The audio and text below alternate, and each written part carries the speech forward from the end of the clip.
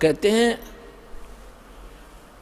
हस्ती डर माने नहीं जो स्वान बुकाही, और शीश महल को देख के वो भौंक भौंक मर जाई। हाथी कभी भी कुत्ते भौंकते रहो उनकी परवाह नहीं करता, क्योंकि वो उसको हानि कर नहीं सकते।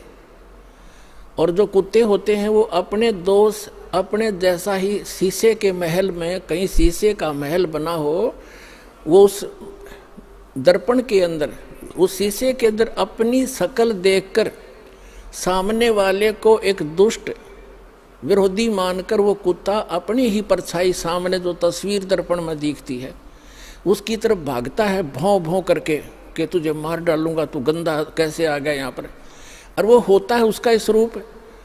तो कहते हैं वो कुत्ता उस शीशे के महल में अपनी ही शक्ल देख देख कर भौंक भौंक के मर जाएगा। इसी प्रकार जो दुष्ट लोग हैं वो अपना गंध साधु संत और भक्तों में अपनी ही परछाई देखा करते हैं। चोर को चोर ही नजर आते हैं, संत को संत ही नजर आते हैं। एक चोर चला गया एक चोर किसी शरीफ व्यक्ति के घर पर रुक गया यात्री बनकर। अब उस शरीफ व्यक्ति ने उस चोर को अपने घर के बीच में सुलाया, एक नेक आदमी मानकर। घर वाला सो गया निश्चिंत होकर के, खाना खुना खिला के, और चोर रात्रि में चोरी करके चला गया। अब उस नेक व्यक्ति को, वो स्वयं नेक था, उसको चोर दिखाई नहीं दिया वो, और एक शरीफ व्यक्ति चला गया चोर के घर पे, यात्री रात्रि में रुक गया।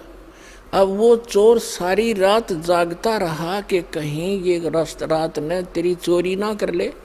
और वो शरीफ आदमी खा के खाना सामने सोया था और सुबह आराम से उठा, और चोर सारी रात जागता रहा कहीं ये रात ने चोरी ना कर ले जा, क्योंकि उस शरीफ व्यक्ति में वो दुष्ट चोर अपनी ही परछाई देख रहा था, अपना ही दोष देख रहा था। तो इसी प्रकार दोस्त हम इस दास का विरोध कर रहे हैं, और उस दास पर जो ऐसे आरोप गंदे लगाए झूठे, वो स्वयं ही ऐसे थे। और पुण्यात्माओं, आप देख रहे हो क्रोथा आश्रम सरकार के पास रहा 7 वर्ष, उसको लुटवा दिया, करोड़ों की संपत्ति भक्तों के दान का नाश करवा दिया, सारा लुटवा दिया। और आज परमात्मा ने हमें क्या दे रखा है, और जो ऐसा बताते हैं, सुनने में आ रहा है कि जो उस परमात्मा के सच्चे स्थल से कोई सामान उठा कर ले गया था उनका सर्वनाश होने जा रहा है। एक ने बताया कि एक हमारे गांव में उठा कर ले गया था पुलिस वाला, तो उसके पुत्र का विवाह हुआ। वो लड़की ने आकर देखा कि तुम ये चोरी का सामान एक संत के दरबार का उठा कर लाए हो।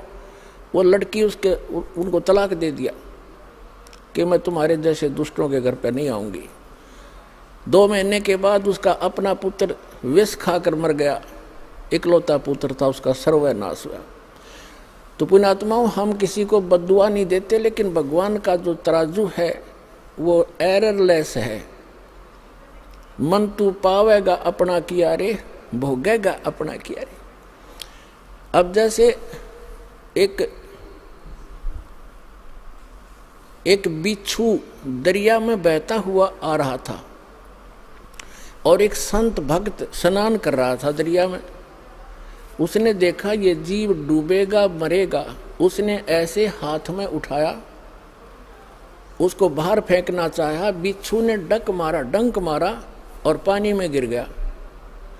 उसने फिर उठाया, उसने फिर डंक मारा और पानी में उछल गया। उसने फिर उठाया, उसने फिर डंक मारा, और कुछ देर में फिर उसने दोनों हाथों से पानी समेत ही उसको पटरी पर फेंक दिया। एक आम व्यक्ति खड़ा खड़ा देख रहा था, कहने लगा, रे भले आदमी, तेरे तो हाथ पर डंक मार रहा है, तू इसको बचाने की चेष्टा कर रहा है, मरने दे, इसको बहने देता। तो संत ने कहा, भक्त ने कहा कि ये अब इसका स्वभाव है ये, और मेरा स्वभाव है ऐसा हमारा परमार्थ करने का स्वभाव है और बिच्छू का डंक मारने का स्वभाव है। जब ये अपना स्वभाव नहीं छोड़ सकता तो मैं कैसे छोड़ दूं?